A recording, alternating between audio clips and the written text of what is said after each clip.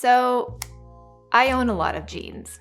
I worked pretty hard on minimizing my clothes, but the part of my wardrobe that's actually grown over time is my denim.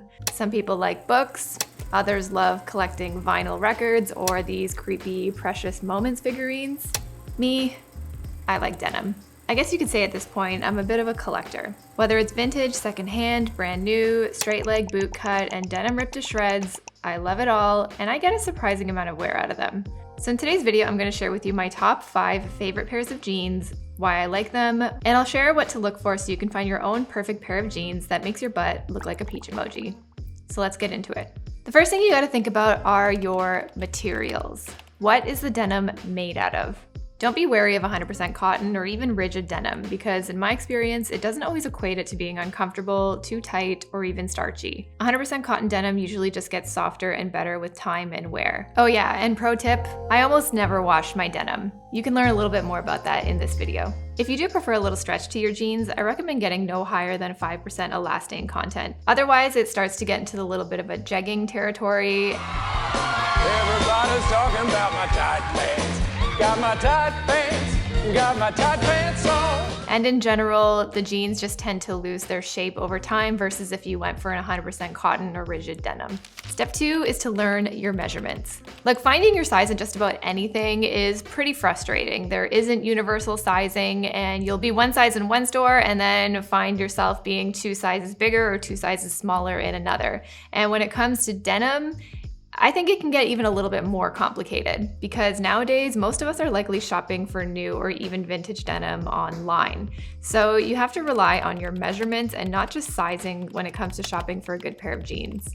So to understand your own measurements, you're either going to take a pair of pants that you feel fit you pretty perfectly, that you're happy with the fit and the shape of that you own right now, or you can do this on your own body. And the only thing you're gonna need is a measuring tape.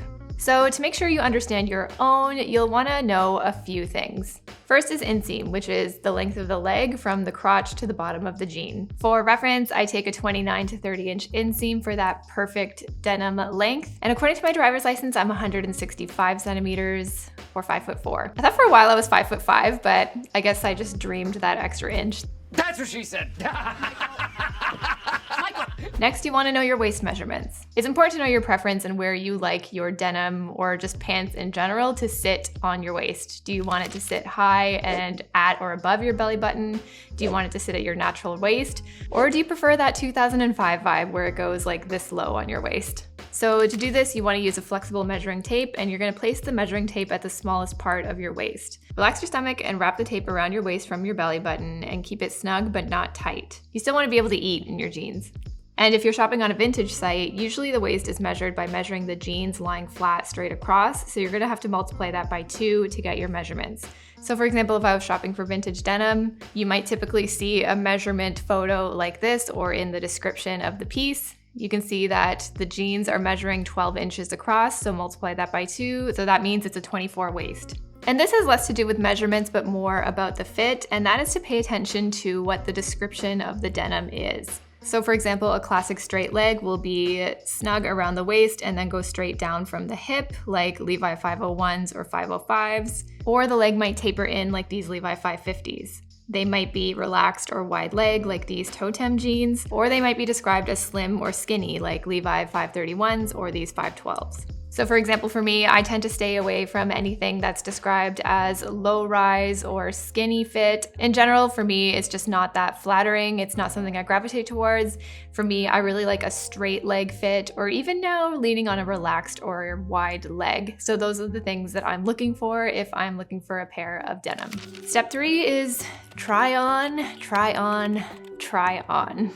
If you have access to stores and vintage shops, I definitely recommend going in person. But if you're shopping online or even shopping vintage online, in my experience, if I just go true to my measurements, the jeans do fit pretty perfectly. And pro tip for vintage Levi's, what is written on the label or the tag is probably not going to be reflective of the actual sizing. So again, this is why it's really important to go by your measurements.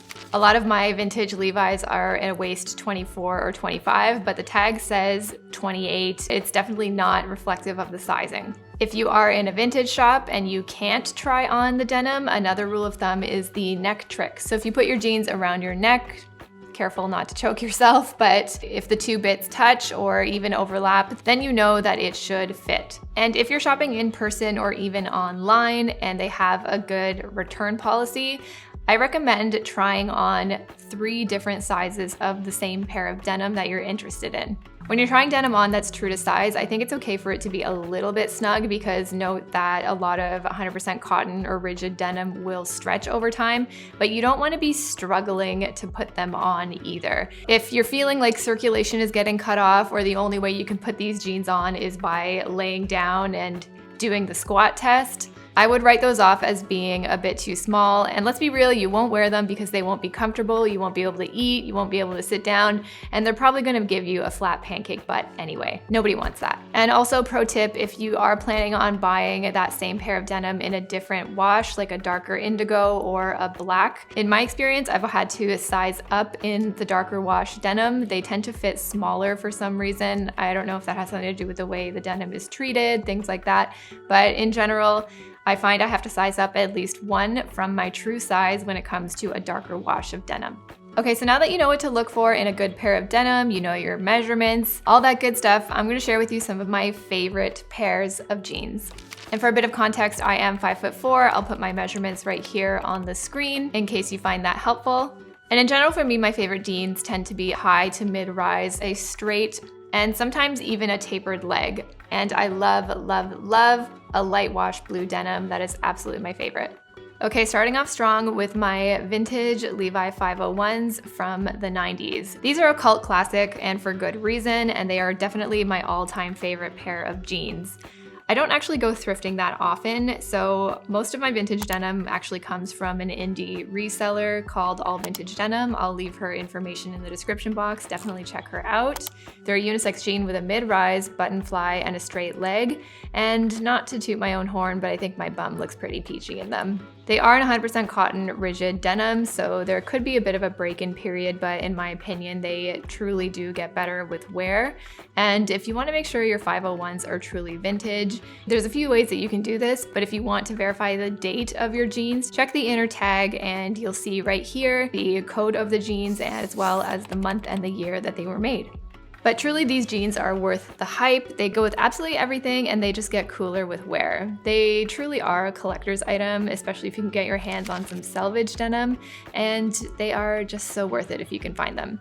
If you don't have the patience to thrift or go for an online vintage reseller, some comparable fits that I heard are really popular. I haven't tried them myself, but people rave about them, are the Levi's wedgie jeans. So that would be a modern fit. They're very close to the style of the vintage 501s, or the Levi's ribcage. But for me, after going vintage 80s and 90s Levi's, I can't go back. Next are my Agolde mid-rise 90s jeans. So someone in my comment section said that there's a before and after life when it comes to having Agolde jeans, and in my experience, this is definitely true. These are definitely on the more premium side to denim in terms of price point, but I do think it's quite worth it. They are very high quality and I wear them all the time, so the cost per wear is there. And I mean, I personally have a lot of pairs of jeans, but realistically, you only need 3 pairs: a light blue wash, a darker medium blue wash, and a black pair. So the Agolde 90s jeans are a high-rise straight leg with a button fly, and they have the highest rise I own at about 12 at 3/4 inches and a 29-inch inseam.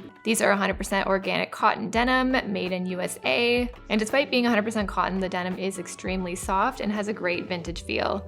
You can see from the side-by-side with the 501s how the rise is a bit higher. The 501s run at about 10.5 inches. So if you're looking for a modern jean but with a vintage style, then I really, really like the Agoldes. And with Agolde, the sizing is a bit weird. Definitely size down at least 1 or even 2 sizes because they will stretch over time. Next up are these vintage Levi 531s in black. These are my mom's old vintage Levi's. To me, they are a high-rise, slim pair of jeans with some room around the hip, and they taper in the leg.